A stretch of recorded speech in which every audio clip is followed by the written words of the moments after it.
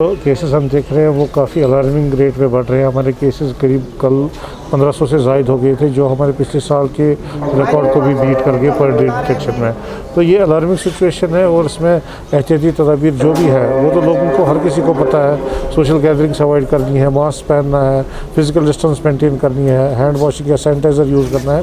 तो यही एहतियाती तदाबीर अगर हम लें तो अभी भी मौका है, तो हम इसको नंबर ऑफ़ केसेस जो अलार्मिंग रेट पे बढ़ रहे हैं इसको हम रोक सकते हैं। और इस टाइम हम अगर देखें तो पिछले साल से मुकाबले में इस साल ये वायरस थोड़े डिफरेंट तरीके में बिहेव कर रहा है। हमारे जो यंग जवान हैं उनको भी ये इन्वॉल्व कर रहा है सीवियर मॉडरेट निमोनिया में।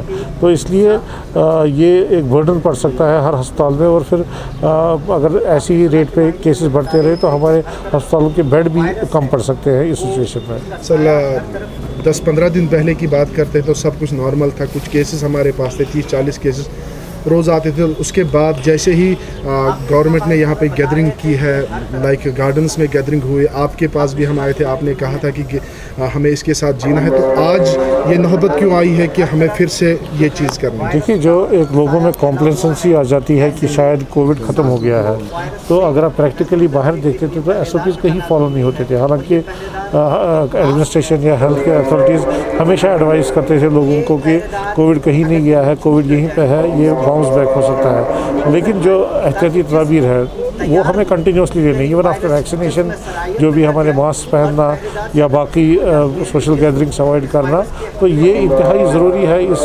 वायरस को कंट्रोल करने के लिए। क्या आपको लग रहा है सर लॉकडाउन की ज़रूरत है जम्मू कश्मीर में? देखिए, लॉकडाउन कोई परमानेंट सोल्यूशन नहीं होता है इस सिचुएशन में। हम रेस्ट्रिक्ट कर सकते हैं एक्टिविटीज़ ताकि जो गैदरिंग्स है उसको अवॉइड करें, लेकिन लॉकडाउन तो एक ब्रीदिंग पीरियड होता है, एक हमारी फैसिलिटीज़ को इम्प्रूव करने के लिए और लोगों में एक अवेयरनेस पैदा करने के लिए।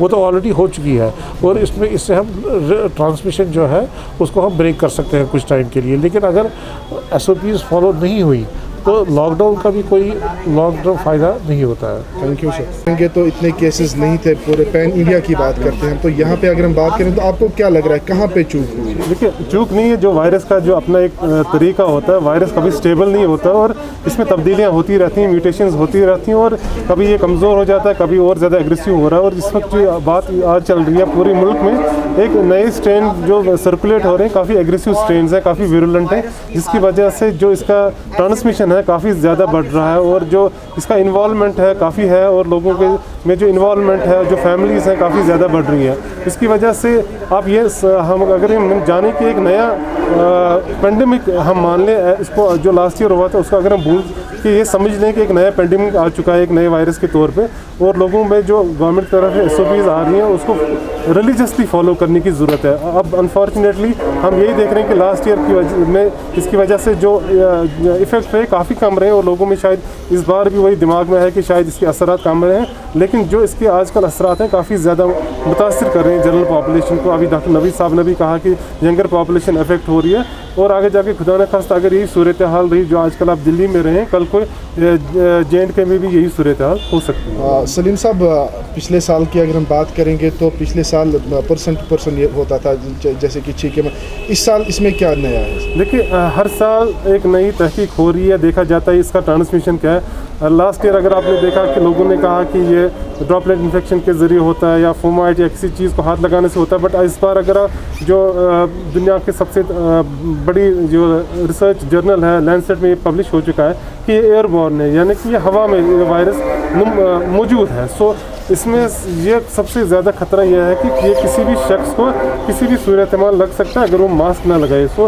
ये ज़रूरी नहीं है कि सोशल डिस्टेंसिंग का ख्याल भी रखा जाए, बट सबसे इम्पॉर्टेंट है कि लोग मास्क लगाएं और ख़ुद को बचाएं। अगर लोगों ने मास्क लगाना छोड़ दिया तो हर एक शख्स कहीं पर भी इस वायरस से मुतासिर हो सकता है। सर, आपने कहा ये काफ़ी अग्रेसिव है, तो आपको क्या लग रहा है गवर्नमेंट को चाहिए था कि यहाँ पे ऐसी भीड़ भाड़ जो यहाँ पे उन्होंने किए ये होने चाहिए? देखिए, जब मीटिंग्स हो रही हैं तो यूजुअली एक कोशिश ये रहनी चाहिए कि अब ऑनलाइन मोड पे ही मीटिंग्स हो और अगले आप देख रहे हैं अभी इस डिसीजन भी होगा कि आगे जाके जो मीटिंग्स होगी ऑनलाइन पे होनी चाहिए और लोगों में भी ये बात आनी चाहिए कि जो मजालिस हो रहे हैं वो रिलीजियस हो, सोशल हो, पॉलिटिकल हो या रिक्रिएशनल हो तो उनको कम किया जाए या कोशिश की जाए ना की जाए, ताकि जो वायरस का ट्रांसमिशन है इसको रोका जाए। यहाँ के हॉस्पिटल जो है वो कितने प्रिपेयर है, क्योंकि अगर पेशेंट्स आते हैं यहाँ से ऑक्सीजन की कमी और बेडिंग की कमी है। लेकिन लास्ट ईयर के मुकाबले में जो कोशिश की गई है, हॉस्पिटल में जो ऑक्सीजन बेड है उनकी तादाद बढ़ा दी गई, जो ऑक्सीजन जनरेशन प्लांट्स हैं उनकी तादाद बढ़ा दी गई,